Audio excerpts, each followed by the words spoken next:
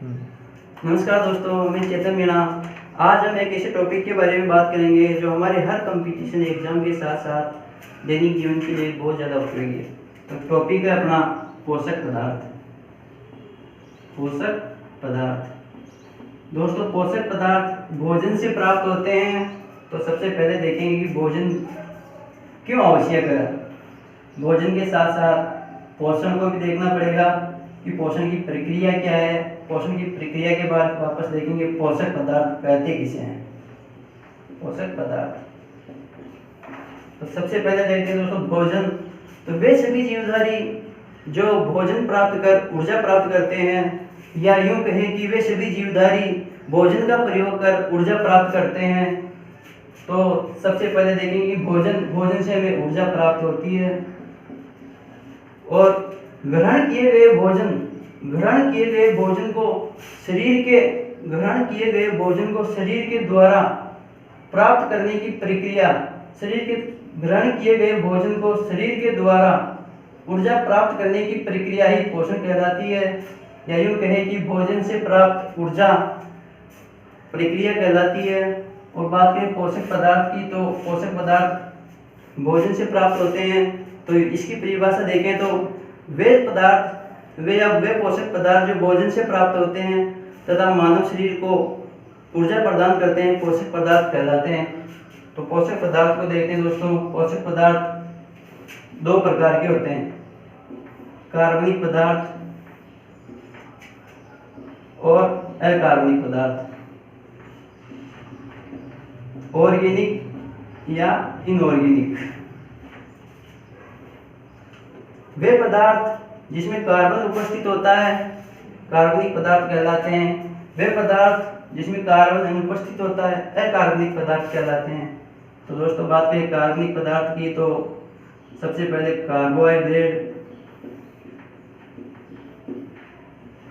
वसा, प्रोटीन और विटामिन, ये तो हमारे कार्बनिक पदार्थ। और इधर बात करें कार्बनिक पदार्थ की, तो खनिज लवण और जल, ये दोनों है दोस्तों अकार्बनिक पदार्थ। तो पोषक पदार्थों को कार्बन की मात्रा के आधार पर दो भागों में बांटा गया है। पहला है कार्बनिक पदार्थ, दूसरा है अकार्बनिक पदार्थ। कार्बनिक पदार्थ में कार्बोहाइड्रेट, वसा, प्रोटीन, विटामिन। अकार्बनिक पदार्थ में खनिज लवण और जल। तो दोस्तों बात करें मानव शरीर की, तो मानव शरीर में कार्बोहाइड्रेट, वसा, प्रोटीन, विटामिन और खनिज लवण का बहुत ही ज्यादा उपयोग है। तो इन सबको हम एक एक करके देखेंगे, थोड़ा डिटेल से देखेंगे, क्योंकि यहाँ से क्वेश्चन बनता है दोस्तों एग्जाम में। तो सबसे पहले देखते हैं कार्बोहाइड्रेट।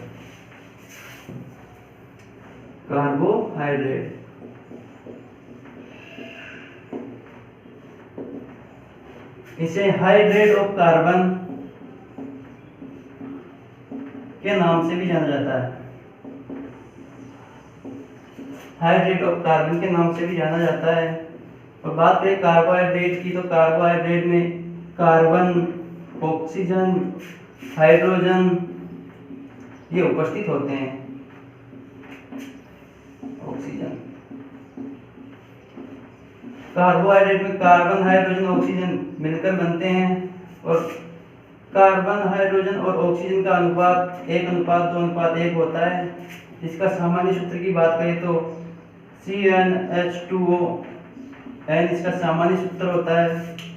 बात करें दोस्तों केमिकल लैंग्वेज की, तो केमिकल लैंग्वेज में कार्बोहाइड्रेट कहते किसे हैं, तो वे पॉलीहाइड्रोक्सी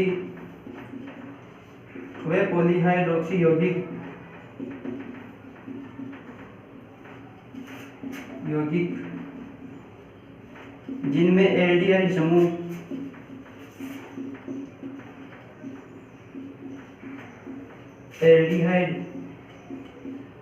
समूह या कीटोन समूह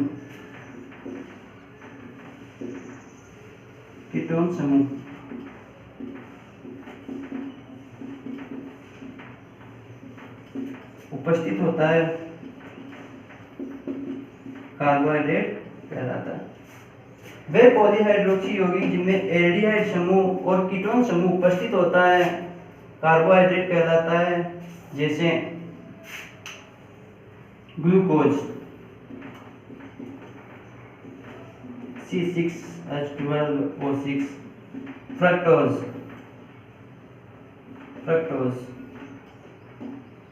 C6H12O6। दोस्तों ग्लूकोज और फ्रक्टोज दोनों का सूत्र सेम है, लेकिन ध्यान रखिएगा ग्लूकोज एक एल्डिहाइड समूह है, एल्डिहाइड समूह है, और फ्रक्टोज एक कीटोन समूह है।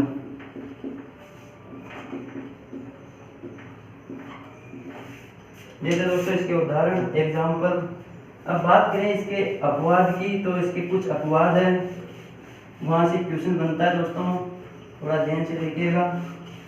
रेमनोज शर्करा, रेमनोज शर्करा का सूत्र C6H12O5। यह कार्बन, हाइड्रोजन और ऑक्सीजन 1:2:1 में नहीं होते हैं, फिर भी एक कार्बोहाइड्रेट होती है, रेमनोज शर्करा। सूत्र C6H12O5। इनका अनुपात 1:2:1 नहीं है, फिर भी यह कार्बोहाइड्रेट है, कार्बोहाइड्रेट है। और इसी में बात करें फॉर्मएल्डिहाइड, फॉर्मएल्डिहाइड HCHOCH2O।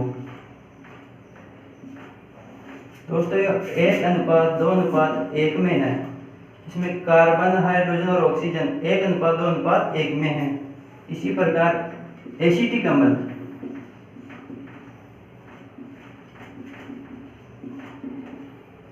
CH3COOH C2H4O2, यह भी 1:2:1 में है।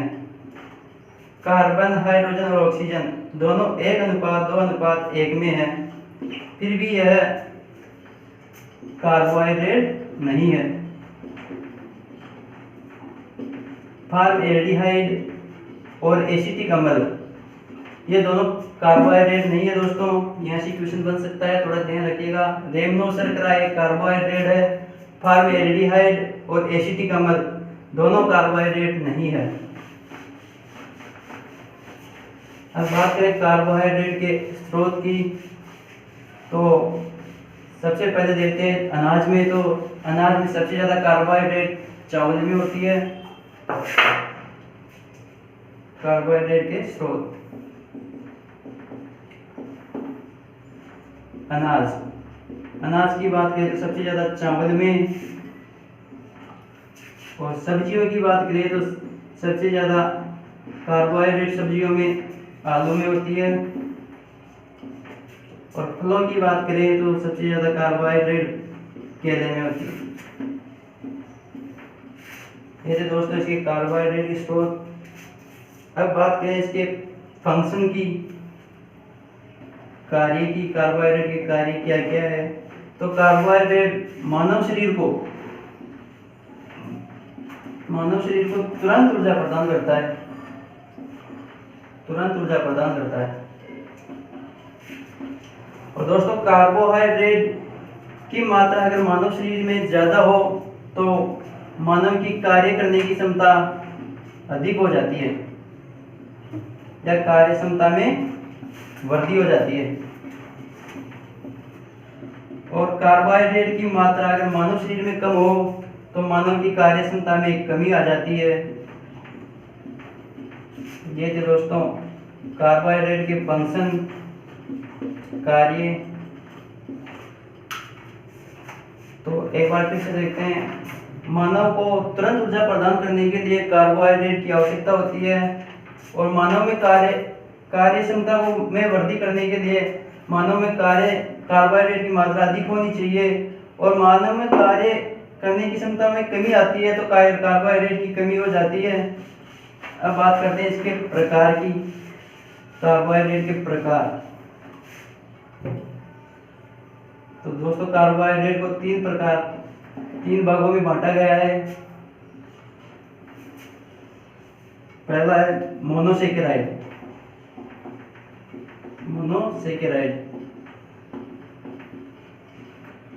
दोस्तों सेकेराइड एक कार्बोहाइड्रेट की सबसे छोटी इकाई है। दूसरा है डाइसेकेराइड। डाइसेकेराइड को ओलिगोसेकेराइड भी कहते हैं। ओलिगोसेकेराइड।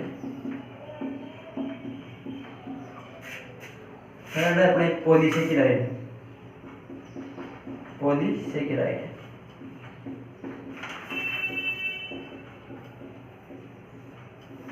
दोस्तों मोनोसेकेराइड एक शर्करा से मिलकर बने होते हैं, डाइसेकेराइड दो शर्कराओं से मिलकर बने होते हैं और पॉलीसेकेराइड अनेक शर्कराओं से मिलकर बने होते हैं। बात करें दोस्तों पॉलीसेकेराइड की, तो ये मीठी शर्करा होती है। इसे सिंपल शुगर भी कहते हैं।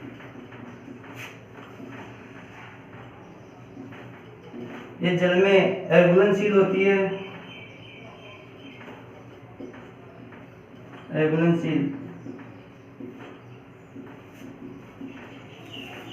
बात करें इसके एग्जाम्पल की, तो ग्लूकोज इसका एग्जाम्पल है।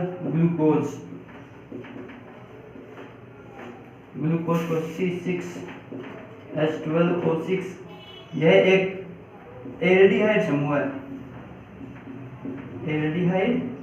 है। ग्लूकोज को दोस्तों अंगूर की शर्करा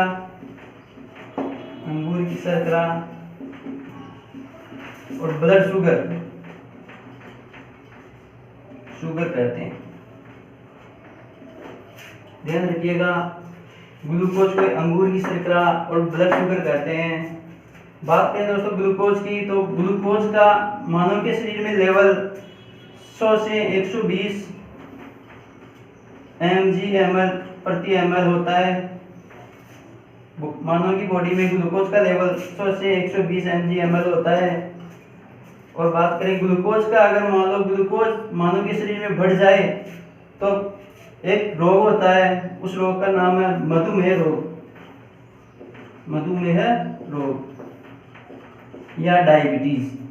तो ग्लूकोज की मात्रा अगर मानव के शरीर में बढ़ जाए तो मधुमेह रोग होता है। अब बात करें इसके सेकंड उदाहरण की, तो इसका सेकंड उदाहरण है फ्रक्टोज।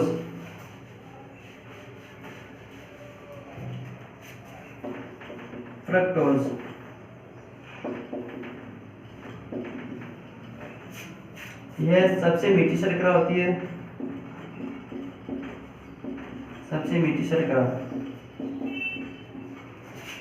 इसी को शहद की शर्करा कहते हैं। और फ्रक्टोज एक कीटोन समूह होता है।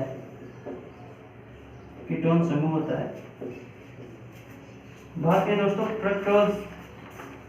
फ्रक्टोज से भी एक कृत्रिम पदार्थ है। प्रकृति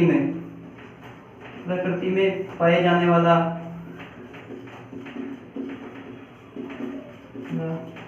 रासायनिक कृत्रिम पदार्थ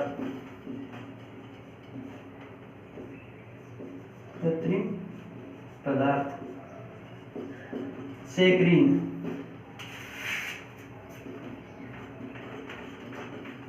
दोस्तों ये सेक्रीन फ्रक्टोज से भी 500 गुना मीठा है।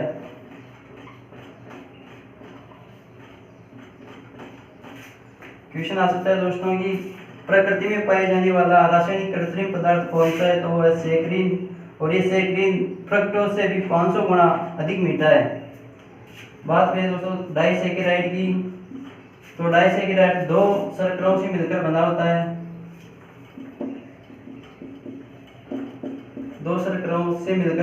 है। ये जल में घुलनशील होते हैं। इसके एग्जाम्पल है सुक्रोज। इसी को इक्सु शर्करा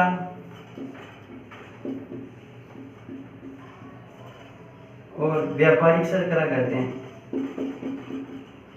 व्यापारिक शर्करा कहते हैं। सुक्रोज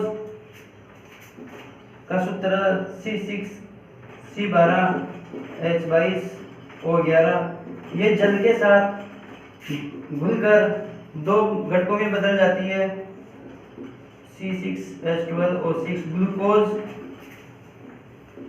और फ्रक्टोज।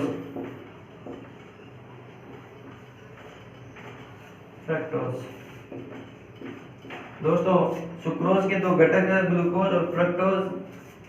ये दोनों घटकों से मिलकर सुक्रोज बनता है। बात करें दोस्तों नेक्स्ट एग्जांपल की, तो इसका एग्जांपल है लैक्टोज।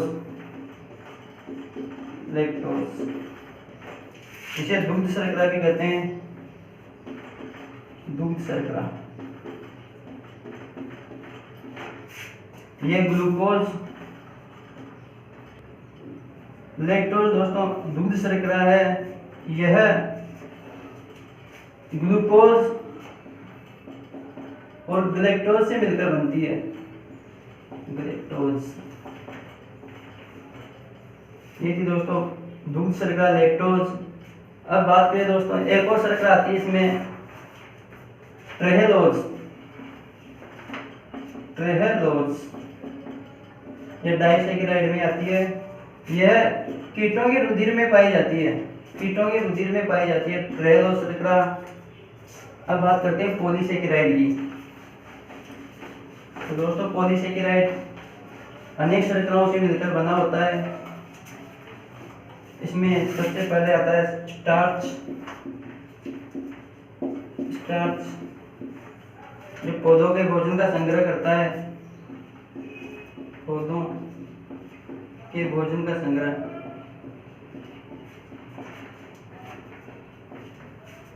स्टार्च को दोस्तों मंड भी कहते हैं, मंड। दोस्तों स्टार्च और मंड का परीक्षण आयोडीन परीक्षण के द्वारा होता है, आयोडीन परीक्षण के द्वारा, जिसका रंग नीला या बैंगनी होता है, या बैंगनी होता है। ध्यान रखिएगा दोस्तों, स्टार्च पौधों के भोजन का संग्रह करता है और स्टार्च का परीक्षण आयोडीन परीक्षण के द्वारा होता है, जिसका रंग नीला और बैंगनी होता है। इसी में आता है सेकंड सेल्यूलोज। सेल्यूलोज दोस्तों, सेल्यूलोज प्रकृति में पाए जाने वाला सबसे अधिक कार्बोहाइड्रेट है। सेल्यूलोज प्रकृति में सर्वाधिक पाया जाता है, सर्वाधिक। दोस्तों यहाँ से एक क्वेश्चन बन सकता है कि सेल्यूलोज का पाचन मानव के शरीर में नहीं होता है, मानव के शरीर में सेल्यूलोज का पाचन नहीं होता है, पाचन नहीं होता है। ध्यान रखिएगा दोस्तों, क्वेश्चन बन सकता है कि वह कौन सा कार्बोहाइड्रेट है जिसका पाचन मानव के शरीर में नहीं होता है, तो वो है सेल्यूलोज। तो दोस्तों ये थे अपने कार्बोहाइड्रेट के प्रकार, जिसमें मोनोसेकेराइड, डाइसेकेराइड और पॉलीसेकेराइड। हमने तीनों को देख लिया है। अब इसके कुछ इम्पोर्टेंट पॉइंट है जहाँ से भी क्वेश्चन बन सकते हैं, तो उनको देखते हैं। कार्बोहाइड्रेट के कुछ पॉइंट है इसमें, जैसे भोजन में से मानव जो भोजन करता है उसमें कुल ऊर्जा का कितना प्रतिशत कार्बोहाइड्रेट होता है, तो 70% कार्बोहाइड्रेट मानव को भोजन से मिलता है। ऐसे कुछ पॉइंट देखेंगे इसमें। तो कुछ इंपॉर्टेंट पॉइंट है कार्बोहाइड्रेट के। तो सबसे पहले देखते हैं हमारे शरीर में भोजन से 70% कार्बोहाइड्रेट प्राप्त होता है।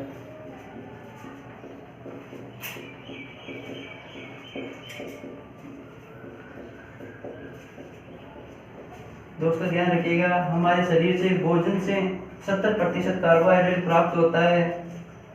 और भोजन से प्रतिदिन कार्बोहाइड्रेट की बात करें तो 350 ग्राम से 400 ग्राम पर डे कार्बोहाइड्रेट की ज़रूरत है मानव बॉडी को। और 1 ग्राम कार्बोहाइड्रेट की बात करें तो 1 ग्राम कार्बोहाइड्रेट के पाचन से प्राप्त ऊर्जा 4.2 कैलोरी होती है। 1 ग्राम कार्बोहाइड्रेट के पाचन से प्राप्त ऊर्जा 4.2 कैलोरी होती है। और बात करें दोस्तों पौधों में कार्बोहाइड्रेट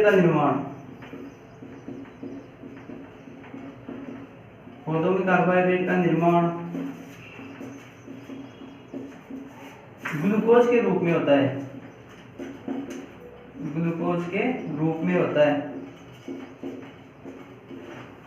दोस्तों क्वेश्चन बन सकता है कि पौधों में कार्बोहाइड्रेट का निर्माण कहाँ होता है, तो ग्लूकोज के रूप में होता है और ये प्रकाश संश्लेषण के द्वारा पत्तियों में होता है।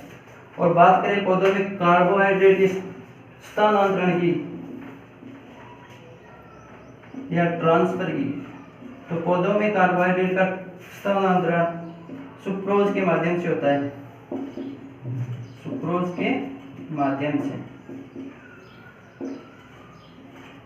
और पौधों में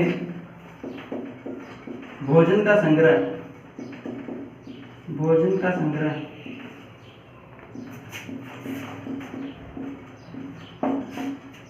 स्टार्च या मंड के रूप में होता है। पौधों में भोजन का संग्रह स्टार्च या मंड के रूप में होता है। उसी प्रकार जंतुओं में भोजन का संग्रह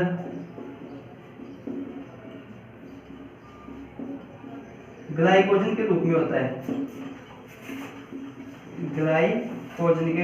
है।